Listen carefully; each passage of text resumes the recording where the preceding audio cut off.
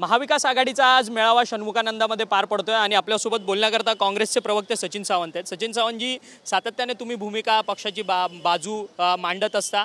आज महाविकास आघाडीचा मेळावा आहे, किती उत्स्फूर्त असा प्रतिसाद यंदा तुम्हाला मिळतो? नाही, सत्ता आमची येते आणि यांचे आता दिवस मोजले जात आहेत, त्यामुळे काही शंका नाही। कारण ज्या पद्धतीचं जनाक्रोश यांच्या विरोधामध्ये आहे, खोके सरकारपासून यांची प्रतिमाची चालू झालेली आहे, ती आता त्या ठिकाणी कितीही लाडकी बहिणीसारख्या योजना आणल्या, कितीही त्या ठिकाणी प्रयत्न केले, त्यांची सत्ता चाललेली आहे ना स्पष्ट झालेलं आहे। आता तर महायुतीमध्ये महाकुस्ती सुरू आहे। तुम्ही तर पाहताय कॅबिनेटमध्ये कशा पद्धतीनं झगडे चालू आहेत निधीसाठी। तर शेवटचे आता काही महिने, 1-2 महिने राहिलेले आहेत, त्यामुळे दिवस मोजतायत ते। आणि आमच्या बाजूला प्रचंड जनतेचा पाठिंबा आहे आणि जवळपास 200 जागा आम्ही जिंकून सत्तेवर येतोय। महाविकास आघाडीचा मुख्यमंत्री पदाचा उमेदवार कोण असणार? कारण की ज्या पद्धतीने तुम्ही म्हणतात की 200 पार आम्ही जिंकू म्हणून।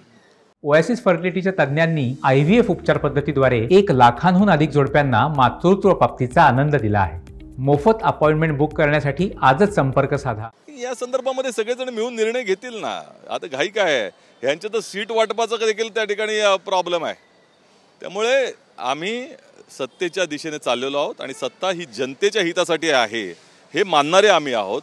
इथे स्वहितासाठी किंवा सत्तेच्या स्वार्थासाठी आम्ही त्या ठिकाणी जनतेची लूट करत नाही। मुख्यमंत्री लाडकी बहीण योजना आता इम्प्लिमेंटेशन व्हायला सुरुवात झाली आहे। जवळपास आता 3000 रुपयांचा जो इन्स्टॉलमेंट आहे 2 महिन्याचं, ते महिलांच्या अकाउंटवरती पडतंय। त्यामुळे सरकार म्हणतंय की यंदा देखील महिला वर्ग जो आहे तो आमच्या बाजूने पसंती सुचरेल आणि आम्हाला पुन्हा एकदा सत्तेवरती या महिलाच आणतील। पहिली गोष्ट अशी की हा पैसा काही एकनाथ शिंदे साहेबांनी किंवा अजित पवारांनी किंवा देवेंद्र फडणवीस साहेबांनी घरना आणलेला नाही, हा जनतेचा पैसा आहे, सरकारचा पैसा आहे। दुसरी गोष्ट अशी की या संदर्भामध्ये आताची विधानं देखील येत आहेत की जर आम्हाला मतदान केलं नाही तर आम्ही पैसे परत काढून घेऊ।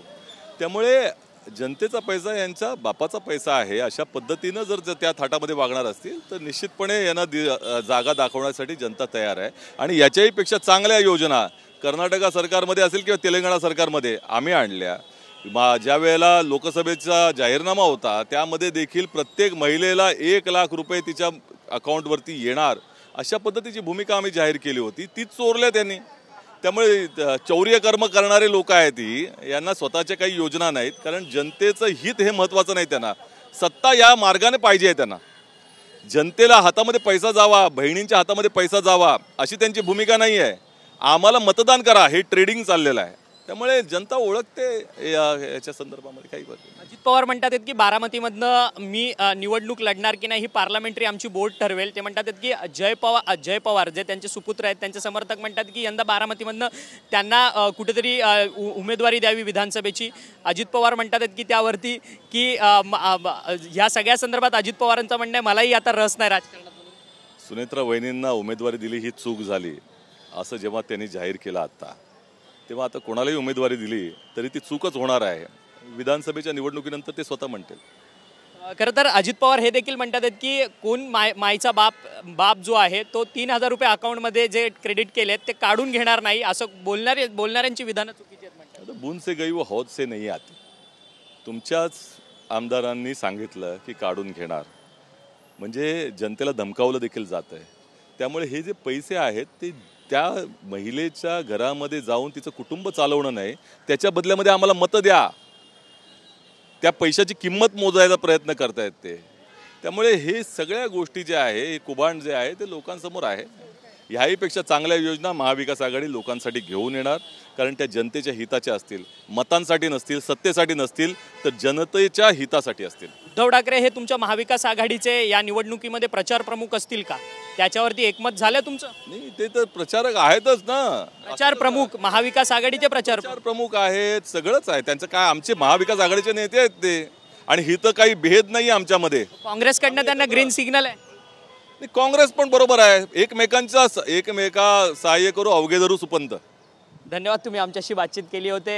काँग्रेसचे प्रवक्ते सचिन सावंत जे महाविकास आघाडीच्या मेळाव्याला हजेरी लावण्याकरता आलेले आहेत। उद्धव ठाकरे हे महाविकास आघाडीमधले प्रमुख नेते आहेत आणि ते आमच्या महाविकास आघाडीचे प्रचाराचे प्रमुख आहेत। आम्ही सर्व महाविकास आघाडीचे घटक पक्ष एकमेकांना सोबत घेऊन चालणारे आहोत असं जे मत आहे ते सचिन सावंत यांनी आपल्याशी बोलताना व्यक्त केलं। व्हिडिओ जर्नलिस्ट दिनेश दिवेसह अक्षय मंकणी, TV9 मराठी, मुंबई।